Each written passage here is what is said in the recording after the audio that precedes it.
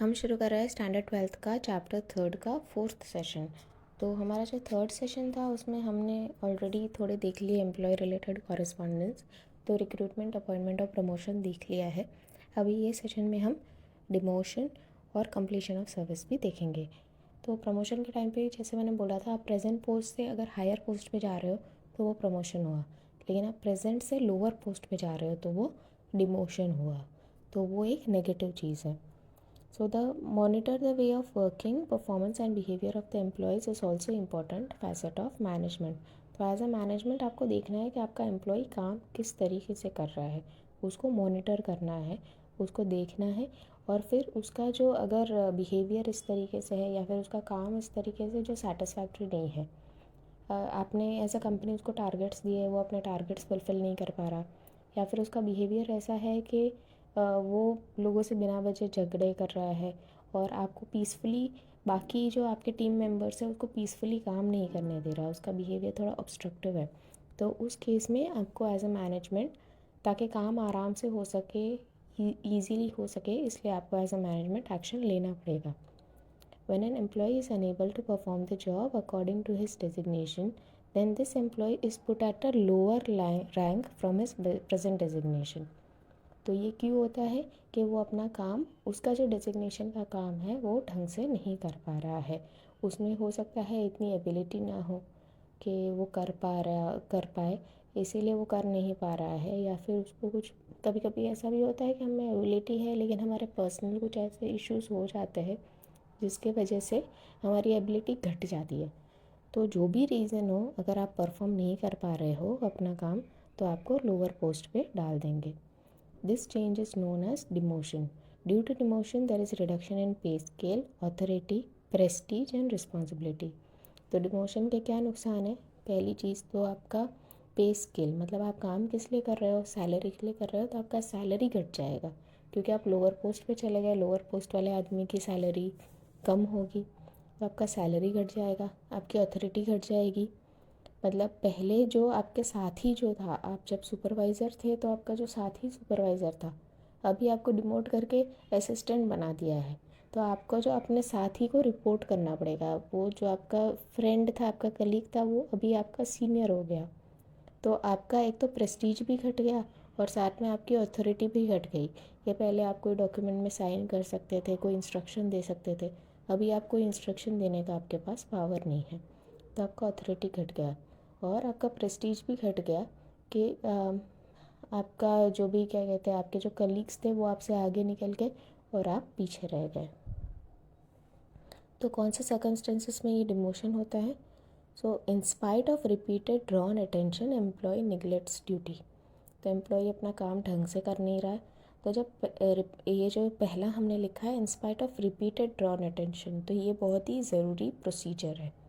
तो अगर कोई एम्प्लॉय अपना काम नहीं कर रहा तो पहले आप उसको मेमो दीजिए, उसको बताइए कि आप ढंग से काम नहीं कर रहे हो, तो आप प्लीज़ ध्यान रखो।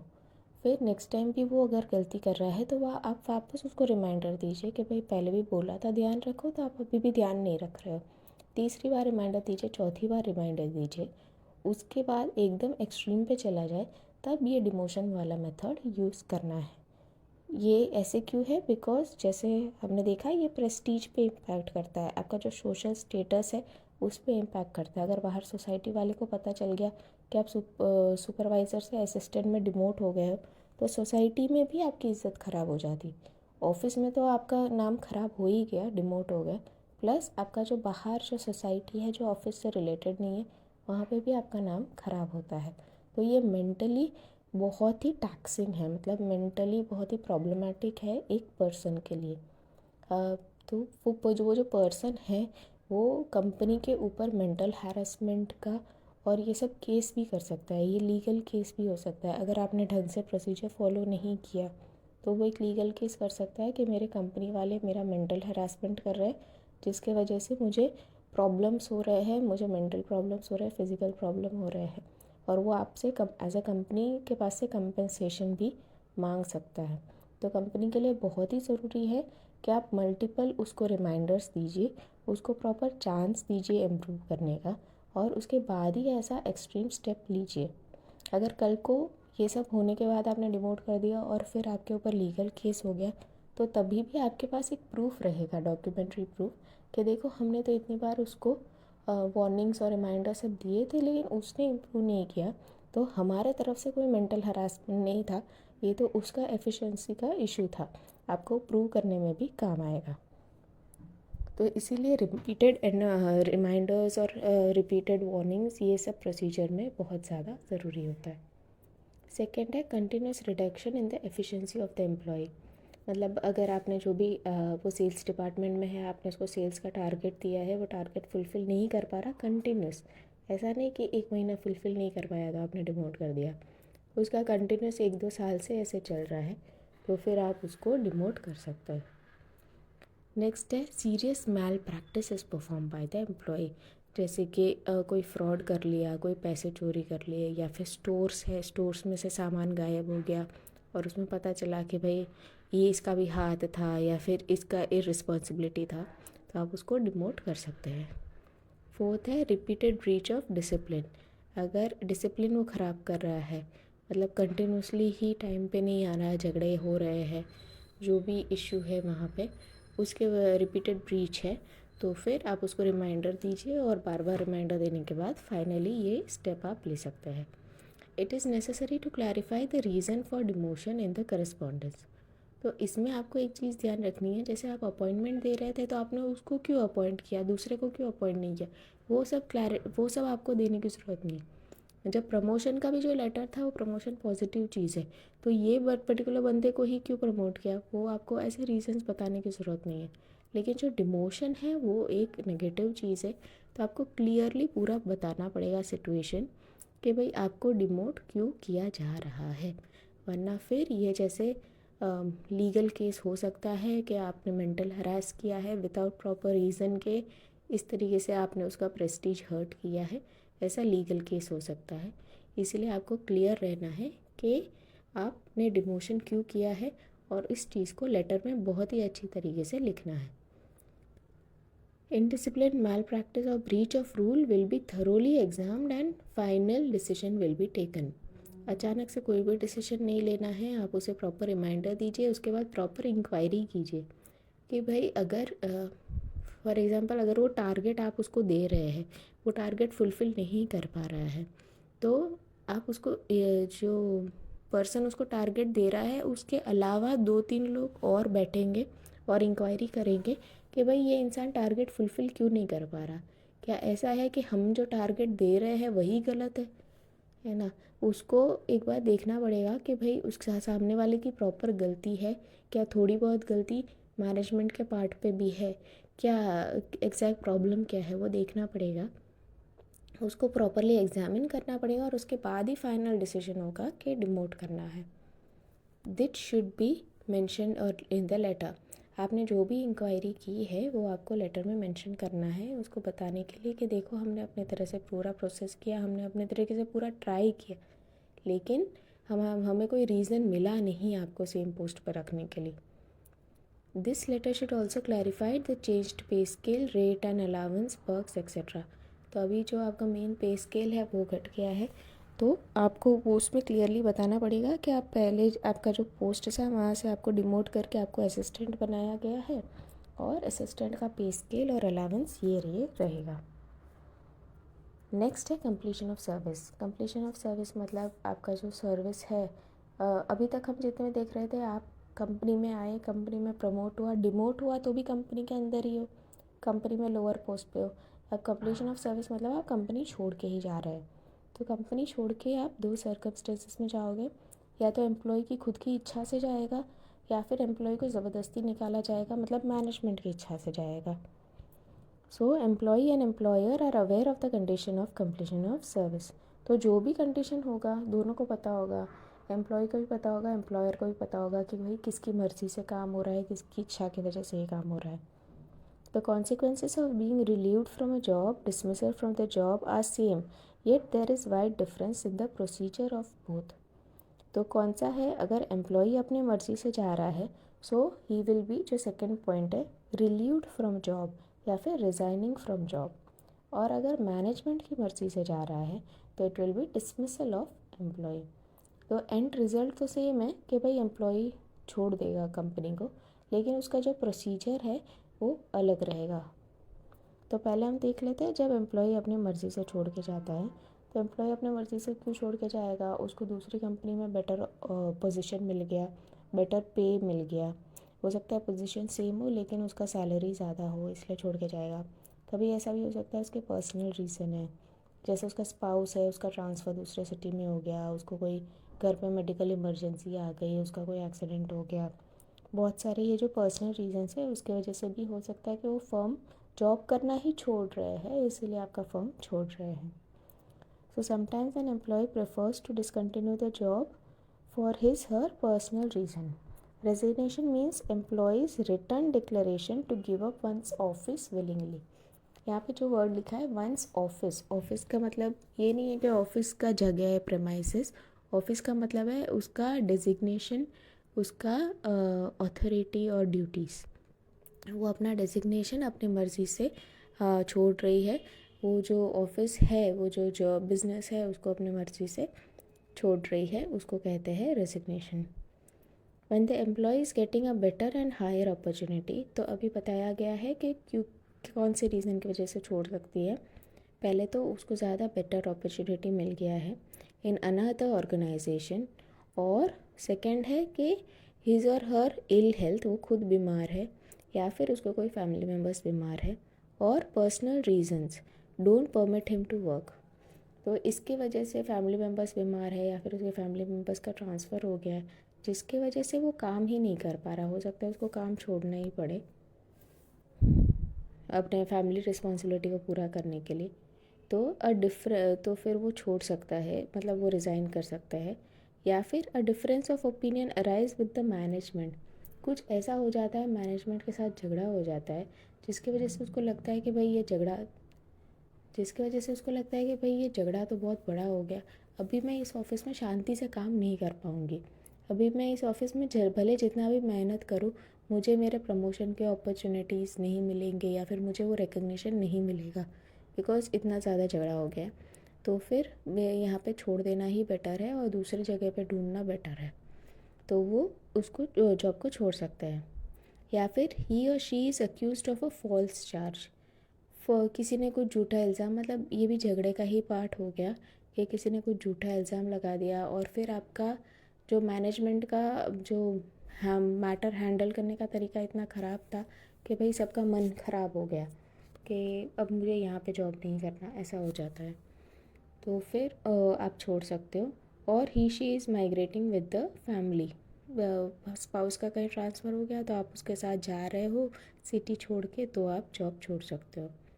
The employee submits his or her resignation from the service and receives all financial benefit and rights due to him। ये केस में प्रोसीजर बहुत सिंपल है। आपको जो ये केस में प्रोसीजर बहुत ही सिंपल है। जो एम्प्लॉई है उसको एक रेजिग्नेशन लेटर लिखना है, अपने मैनेजमेंट को बताना है। अगर जो भी नोटिस पीरियड है 1 महीने का 2 महीने का, वो नोटिस पीरियड कंप्लीट करना है।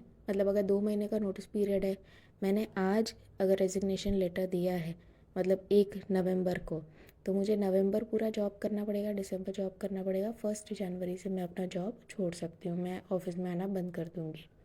तो 2 महीने एडवांस में मुझे अपना रेजिग्नेशन लेटर देना है और 2 महीने बाद मैं ऑफ़िस छोड़ के जा सकती हूँ। और जो ऑफ़िस वाले हैं, जो बिज़नेस है, वो मुझे सारा बेनिफिट दे देगा। मतलब जो भी बेनिफिट किस पे डिपेंड करता है कि मैंने कितने साल काम किए, उसके बेसिस में दे देगा। अगर मुझे ग्रेचुटी देना है, पीएफ देना है, कोई और अगर मैनेजमेंट बेनिफिट देती है, किसी और टाइप का कंपनसेशन देती है, तो वो सारे वो मैनेजमेंट मुझे दे देगा। नेक्स्ट है रिगार्डिंग डिसमिसल ऑफ एम्प्लॉय। तो इसमें क्या होता है, एम्प्लॉयर आपको निकालना चाहता है।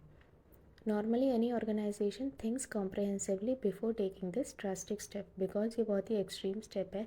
किसी को निकाल देना तो उसका सामने वाले का नाम, एम्प्लॉय का नाम बहुत ज़्यादा ख़राब होता है, तो एम्प्लॉयर यूजुअली ये करता नहीं है।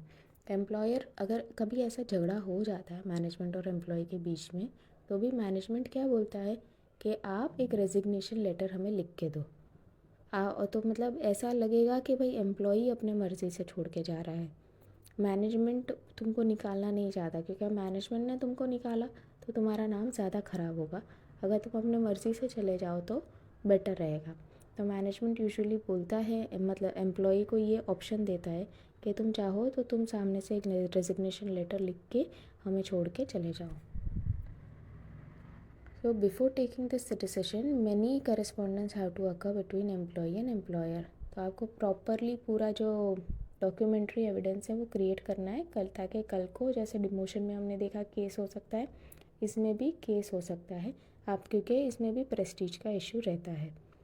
But when the employer does not find the clarification given by the employee satisfactory, then the management decides to dismiss the employee from service. लेकिन आपने बहुत सारा करस्पॉन्डेंस किया, लेकिन फिर भी एम्प्लॉय का कोई बिहेवियर चेंज नहीं हुआ, एम्प्लॉय के पास से कोई सफिशेंट रिस्पॉन्स नहीं आया, तो मैनेजमेंट को निकालना पड़ेगा।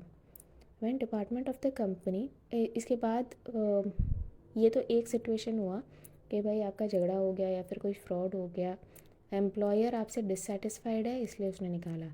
सेकेंड सिचुएशन ये भी हो सकता है कि जो आपका जो बिज़नेस है वो अच्छी तरह काम ही नहीं कर रहा है, मतलब बिज़नेस में घाटा हो रहा है, इसकी वजह से कंपलसरी मैनेजमेंट को आपको निकालना पड़ रहा है। मतलब आपका काम तो अच्छा है, एम्प्लॉय का काम अच्छा है, लेकिन बिज़नेस का जो ब्रांच है वो बंद हो गया, या फिर आपकी जो बिज़नेस है वो दूसरे बिज़नेस के साथ मर्ज हो गई, तो उसकी वजह से वो लोग एम्प्लॉय को घटा रहे हैं, तो वो केस में भी बहुत से एम्प्लॉयज़ को निकालना पड़ेगा। So when a department of the company is to be merged discontinued, एक कंपनी दूसरे के साथ मर्ज हो गई तो बहुत से लोगों को निकाला जाता है। अगर आपकी जो फर्म है वो उसको नुकसान हो रहा है तो उसके 10 ब्रांच में से हो सकता है 3-4 ब्रांच क्लोज़ करने पड़े ताकि उनका नुकसान थोड़ा कम हो, तो वो 3-4 ब्रांच के जितने भी एम्प्लॉयज़ हैं जो उन सबको निकाला जाएगा जॉब में से। या फिर और द यूनिट में भी converted into fully automatic. Fully automatic मतलब जैसे अगर आपकी फैक्ट्री है तो फैक्ट्री में पहले लोग काम करते थे, अभी आपने उसको पूरा कंप्यूटराइज कर दिया है, या फिर अभी एआई के हेल्प से आप बहुत सारा काम कर रहे हो, तो उस केस में भी आपको नंबर ऑफ़ एम्प्लॉयज़ कम चाहिए, तो उस केस में भी आपको निकाला जा सकता है। और if the contract is over, contract is over मतलब बहुत से जैसे कंस्ट्रक्शन कंपनीज होती है, उनको जैसे एक रोड बनाने का कॉन्ट्रैक्ट मिला या फिर एक बिल्डिंग बनाने की कॉन्ट्रैक्ट मिली, तो रोड तो बन जाएगा आपका 1 साल में, बिल्डिंग बन जाएगी 3-4 साल में, तो वो 3-4 साल का कॉन्ट्रैक्ट एम्प्लॉयज़ के साथ करती है, मतलब वो पर्टिकुलर कॉन्ट्रैक्ट के लिए वो एम्प्लॉयज़ को रखती है। एक मैनेजर रखेंगे, 4-5 सुपरवाइज़र रखेंगे, वो एक पर्टिकुलर कॉन्ट्रैक्ट के लिए। तो आपकी ये 4 साल की में बिल्डिंग बन गया, उसके बाद वो जो सुपरवाइज़र है और मैनेजर्स है उनको वो निकाल देंगे। मतलब वो पहले से ही डिसाइडेड होता है कि हम सिर्फ आपको 4 साल के लिए ही ये पर्टिकुलर प्रोजेक्ट के लिए ही एम्प्लॉय कर रहे हैं, उसके बाद आप हमें छोड़ के चले जाएंगे। वो पहले से ही बता दिया जाता है, अचानक से नहीं होता है। जब उनको अपॉइंट किया जाता है तभी बता दिया जाता है आपको सिर्फ ये एक प्रोजेक्ट के लिए है, अभी वो प्रोजेक्ट कंप्लीट हो गया तो फिर आप छोड़ के चले जाओगे उस ऑर्गेनाइजेशन को। तो यहाँ पे क्या है, ये सब सर्कमस्टेंसेस में एम्प्लॉई की गलती नहीं है, ये सब सर्कमस्टेंसेस नेचुरल चीज़ है। आप बोल सकते हो कि भाई अभी बिज़नेस को घाटा हो रहा है तो किसी को तो निकालना पड़ेगा, अभी बिज़नेस पूरा कंप्यूटराइज हो गया है तो किसी को तो निकालना पड़ेगा, अभी आपका प्रोजेक्ट कंप्लीट हो गया है तो निकालना तो पड़ेगा ही, वैसा कंपलसरी सिचुएशन हो गया है। तो to maintain the dignity of the employee who has serve the organisation, तो इसमें क्या है, इसमें कुछ नुकसान नहीं होता, ये नेगेटिव चीज़ नहीं है। जो फर्स्ट आपका पैरा था जिसमें बोला है कि एम्प्लॉय की तरफ से इनडिसिप्लिन है या फिर एम्प्लॉय ने कोई ऐसा गलती किया है, वहाँ पे डिग्निटी का इशू होता है।